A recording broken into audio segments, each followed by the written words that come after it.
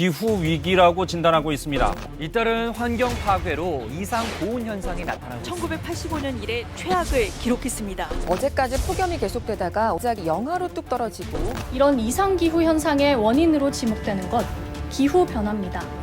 People are suffering. People are dying. Entire ecosystems are collapsing.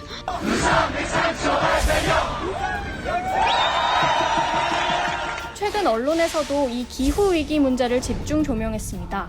그중 흥미로운 기사들을 발견했는데요.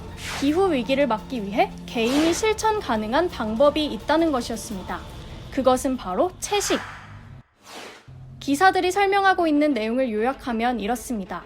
전 세계 온실가스 배출량의 약 4분의 1은 식품 생산에서 발생합니다. 식품 생산 중에서도 특히 식용 목적의 가축을 기르는 과정에서 지나치게 많은 온실가스가 배출되고 있습니다. 따라서 우리가 육식 대신 채식을 실천하면 축산업의 규모가 작아지고 온실가스 배출을 줄일 수 있다는 거죠. 과연 사실일까요? 진담팀에서 직접 확인했습니다. 저희가 첫 번째로 정한 주제는 채식이 기후위기 대응에 도움이 될까입니다. 실제로 채식을 실천할 경우 육식에 비해 얼마나 많은 탄소 배출을 줄일 수 있을까?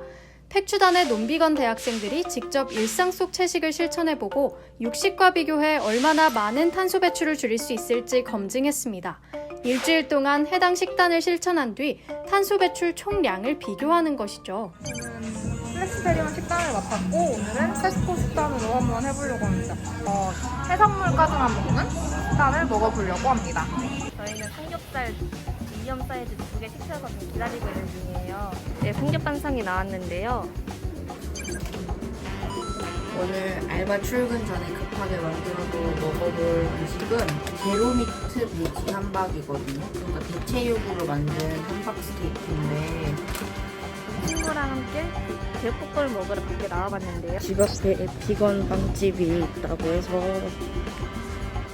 그런데 탄소 배출량을 계산한다는 게 생각보다 쉽지가 않더라고요. 네, 근데 직접 계산을 하시기에는 조금 무리가 있다고 봅니다.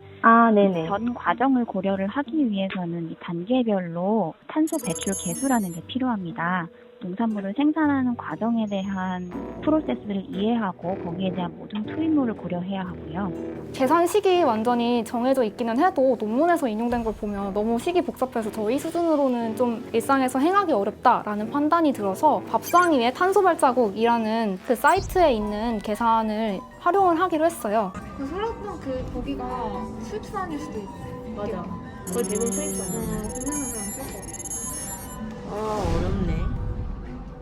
저희가 일주일 동안 육식과 채식, 일상식으로 나눠서 식단을 실천해 보았습니다. 메뉴에 따라서 탄소 배출량 차이는 있었지만 총합 자체는 채식이 육식보다 더 적은 탄소를 배출했습니다.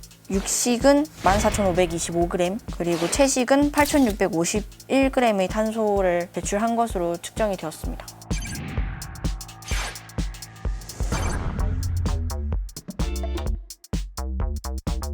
채식이 육식보다 5,800g 정도 탄소를 덜 배출하는 것으로 드러났고요. 다만 여기서 고려해야 되는 부분은 저희가 계산할 때 사용한 프로그램의 레시피가 완전한 채식 레시피가 아닐 수 있다는 점. 채식이 육식보다 더 적게 나온 것은 맞았는데 여기서 더 객관적인 자료가 필요할 것 같아서 저희가 학술 자료도 더 찾아봤거든요. 현재 육식에 의한 기후변화의 심각성을 검증하기로 했습니다.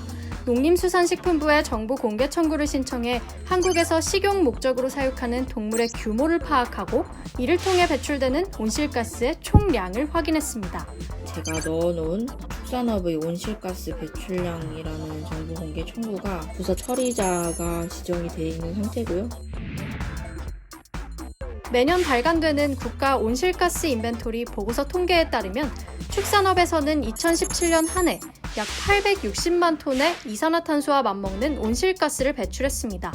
이건 승용차 358만 대가 1년 동안 배출하고 축구장 크기의 30년 된 소나무숲 113만 개가 1년 동안 흡수할 수 있는 양과 같습니다. 저희는 관련 학술 자료를 찾으면서 팩트에 좀 더 가까워졌습니다. 먼저 에픽 옥스퍼드 리서치에 따르면 채식으로 하루에 한 사람이 줄일 수 있는 온실가스는 4.3kg이며 이는 1년의 채식만으로 1인당 1.56톤의 온실가스를 줄일 수 있다고 합니다.